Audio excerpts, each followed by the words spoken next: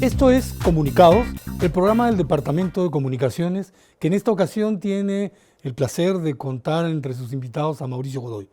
Mauricio Godoy es uno de nuestros primeros egresados en la Facultad de Ciencias y Artes de la Comunicación, especializado en comunicación audiovisual, un creador audiovisual ahora con mucha y muy positiva reputación en el medio. Además es antropólogo visual y editor de la revista Conexión, uno de cuyos números fue encargado por el departamento para que él haga las veces de editor temático en un número que fue dedicado al tema del documentalismo. Además, como ustedes saben y yo también, él es un documentalista, profesor de la especialidad y alguien con quien vamos a conversar ahora para recuperar algunas de sus historias y algunas de sus proyecciones. Mauricio, muchas gracias por aceptar nuestra invitación. Nos gustaría mucho, aunque tengo intuiciones sobre lo que puede ocurrir con esa pregunta, que nos cuentes cómo fue tu experiencia en la primera etapa de la Facultad de Ciencias y Artes de la Comunicación, qué te pasó en el proceso de formación como comunicador audiovisual, pero sobre todo la última parte tengo interés en que nos digas cómo estás interviniendo tú ahora como docente en esa línea de especialización. Bueno, muchas gracias por la invitación, Hugo, y por permitirme explayarme por este medio. Bueno, yo no entré, quizás como a diferencia de la mayoría que ha estudiado la Facultad de Comunicaciones, estudiar comunicaciones porque no existía cuando yo entré a la universidad de la Facultad de Comunicaciones. Yo entré en ingeniería, estuve 2 años en ciencias, de ahí me trasladé un poco sin saber qué quería. Sabía qué no quería, pero no sabía qué quería. Y en un momento surgió, me enteré que en un año habrían comunicaciones y me di cuenta que siempre me había interesado específicamente el cine, el contar historias, ¿no? Era un adicto a la cinematografía, veía muchas películas y pensé que eso podía dejar de ser un hobby, sino podría convertirse en mi profesión, ¿no? Entonces, yo entro a la facultad pensando estudiar artes escénicas al inicio. ¿Ya? Pero entonces comencé a llevar los cursos tan interesantes que había en la facultad dictados por Alberto Isola, por Alonso Alegría, por Teresa Ralli, grandes maestros. Pero después veía que mis compañeros ya llevaban los cursos de audiovisuales, ya estaban haciendo videos y dije yo, y en el otro estábamos actuando, y dije no, yo quiero dirigir audiovisual, ¿no? Entonces así es que me decanto y me especializo en audiovisual, ¿no? Respondiendo un poco a tu pregunta, claro, hay que pensar que era la primera vez que se dictaban los cursos, era el inicio de la facultad. Claro, un poco experimentaron con nosotros, ¿no? A ver qué salía y cómo salíamos, ¿no? Y yo creo que el resultado después de tiempo, yo creo que es positivo, porque muchos de aquella promoción nos hemos especializado, nos hemos dedicado a lo que es la comunicación audiovisual, cada uno ha encontrado su campo, ¿no?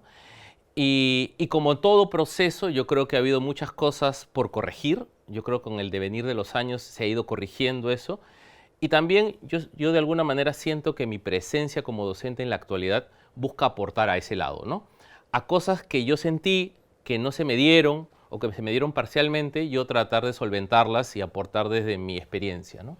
Ahora, me interesaría mucho que nos cuentes cuál es tu percepción sobre ustedes como estudiantes y como grupo y los jóvenes que te toca ahora monitorear, enseñarles, trabajar con ellos. ¿Encuentras alguna diferencia radical o no?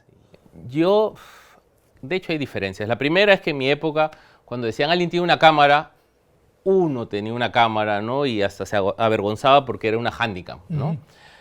Ahora, si alguien le pregunta, ¿alguien tiene una cámara? Hay desde Blackmagics, ¿no? Que son cámaras carísimas. Alguien por ahí puede tener una Red One, que dices, wow, ¿cuánto dinero tienes para tener esa cámara? Pero todo el mundo, por lo general, tiene en su celular por lo menos una cámara, ¿no? Entonces, ese cambio yo creo que es importantísimo, ¿no? Es decir, cómo ha avanzado la tecnología, cómo ha avanzado el registro de lo audiovisual e incluso las plataformas de distribución y exhibición. Antes, si yo hacía un corto, ¿dónde se iba a ver? ¿Cómo se iba a ver? Ahora yo hago un corto con mi celular y lo subo a YouTube o hago una historia en Instagram y la gente ya está viendo lo que yo estoy produciendo, ¿no? Yo creo que ese es el cambio radical para bien. Yo si tuviera que acotar un cambio de manera negativa, es que yo creo que esa facilidad de acceso a la tecnología también genera en los jóvenes a veces cierta frustración cuando no consiguen la información de manera sencilla. Yo, porque por ejemplo, demasiada también, ¿no? Sí, pero por ejemplo, yo les cuento que en aquella época salió un listado de las 100 mejores películas de la historia. Entonces yo tenía como buen afanoso así, fanático del cine, yo quería ver las 100 mejores según una revista. Si tenías tu checklist. Exacto, entonces yo iba chequeando todas las que veía. Primero era difícil de verlas, dónde las veías, cómo las veías. Y yo, India Song de Margarit Duras, me tomó 10 años verla. Hasta que no me fui a vivir a Barcelona y la pasaron en la Filmoteca de Barcelona, no la pude ver. Y entonces yo les decía, ustedes pasan una semana y no consiguen algo y se frustran. Y yo estuve 10 años buscando una película. Cuando se hagan estudios después sobre esta generación, ¿cómo va a saltar? ¿Qué es lo que va a salir? ¿Qué va a salir? De eso, ¿Qué va a ¿no? salir de eso, no? Una cosa que me interesa de tu trayectoria y que supongo va a ser muy interesante que la escuchen y la vean nuestros televidentes, es el tema de cómo llegaste al documentalismo. Una de las cosas que pasa y que te he escuchado decir ahora, yo quería contar historias. Y entonces uno siempre asume que esas historias que se cuentan son las de ficción. Sin embargo, tu trayectoria y tu punto de llegada en este momento está en el documentalismo. ¿Cómo fue que llegaste a eso? ¿Qué piensas hacer con eso? ¿Hacia dónde vas? Bueno, para mí fue clave. Yo quería estudiar, yo quería hacer ficción, yo quería dirigir, ser director de ficción, ¿no? Y en el proceso conozco a José Balado, que era profesor de la facultad, y él de alguna manera influye en muchos de nosotros, ¿no? Muchos de que ahora nos dedicamos al documental en diferentes áreas, ¿no? Y es una puerta que nos abre José para ver al documental de otra perspectiva, para conocer qué posibilidades tiene el documental y qué te puede permitir el documental. Y a partir de esa forma de producción diferente, es que yo veo que quizás me sentía más cómodo trabajando desde esa perspectiva que desde una forma tradicional de ficción en donde los niveles son más jerárquicos o la premura del tiempo te juega en contra, mientras en el documental todo es más pausado, la relación es más horizontal. Entonces me sentía más cómodo trabajando desde esa perspectiva, ¿no? Y muchas veces sin saber qué voy a hacer. Porque en el documental yo puedo tener una idea, puedo tener un guión documental que, como dice una amiga, es un mapa de posibilidades, pero no es un guión cerrado, como en la ficción. Cuando yo voy a grabar una ficción, yo ya tengo clarísimo lo que voy a hacer.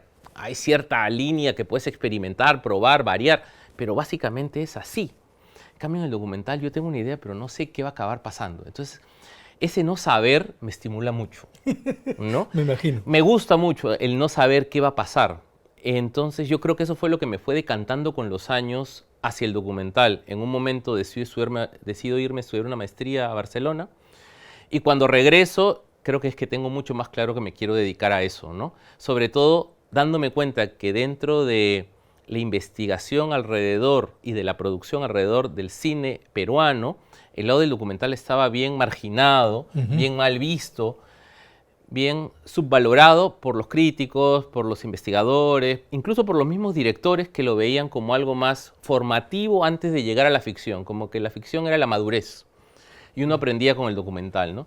Y yo creo que el transcurrir de los años le ha dado la razón al nuevo cine documental que demuestra que es un cine que está por encima, desde mi perspectiva, que gran parte de la ficción que se hace, ¿no? Por no decirle todo. Lo que estás mencionando es interesante porque a mí ahora me provoca decir algo relacionado con profesores como Balado. Tú estás reconociendo en él alguien que generó una marca y que no ha sido solamente contigo.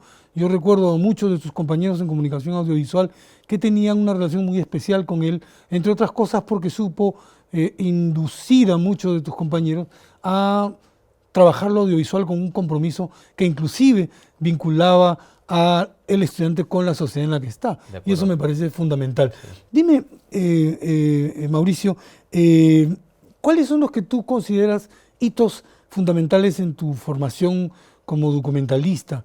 ¿Qué es lo que quisieras hacer en un futuro inmediato?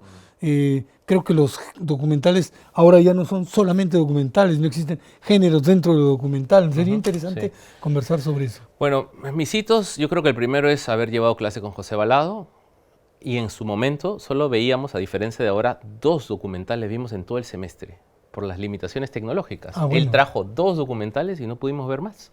Pero igual fue muy importante las clases que llevamos con José. Después irme a estudiar fuera. Después, un momento vino Marta Andreu, que es una investigadora española que tiene toda una propuesta metodológica muy interesante para entrar al documental, o como se le llama actualmente, como decías, hay muchas formas de denominar al documental contemporáneo, la no ficción o el cine de lo real, ¿no? Marta Andreu es muy importante, y después en el 2014, cuando regreso a vivir a España, llevo un taller con el Sensory Ethnography Lab, que son unos antropólogos visuales que también proponen una metodología de la cámara encarnada, de que el espectador, más que se le cuente una historia, viva la experiencia, es decir, sienta que está viviendo eso. Entonces ponen muchas veces la cámara dentro, en el cuerpo de los personajes. Más que la vista es como que sentir la sensación del cuerpo en movimiento, ¿no? Entonces, para mí son elementos claves que me van a marcar dentro de toda la reflexión, investigación y producción que yo hago. Entonces, cuando comienzo a realizar, trato de experimentar con diferentes formas del documental, un poco para tratar de entenderlo. Ya. Porque hablaba y decía, pues, ¿no?, el found footage y el falso documental y la docuficción y el fake y el reflexivo y el poético. Y ¿qué es eso?, ¿no? Entonces lees Nichols te explica un poco, te pone algunos ejemplos, pero para tratar de asimilarlos es que comienzo yo con mis cortitos a probar un poco de eso, ¿no?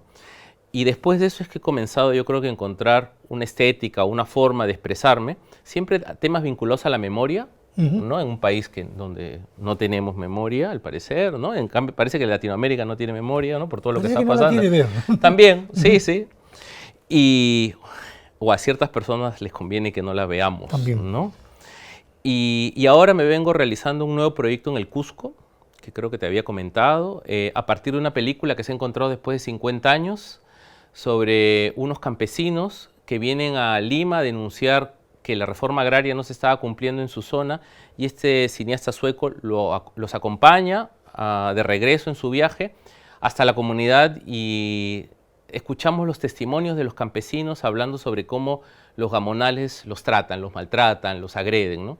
Entonces, a partir de este contacto con el director Jan Litzkis, un director sueco, yo regreso después de 50 años con esta película a la comunidad, y a partir de esta aproximación estoy comenzando a investigar para mi próximo proyecto documental, ¿no?, en donde pienso un poco hacer algo como una especie de laboratorio con ellos, en el sentido de que ir a compartir y a proponer cosas y actividades, probablemente quizás con los niños al inicio, y tratar de construir juntos una película, ¿no? Hacer talleres formativos de audiovisual, de sonido, de cámara, talleres de actuación, y a ver si de manera conjunta comenzamos a escribir o reescribir la historia de la comunidad para que ellos mismos la graben y la interpreten además, ¿no?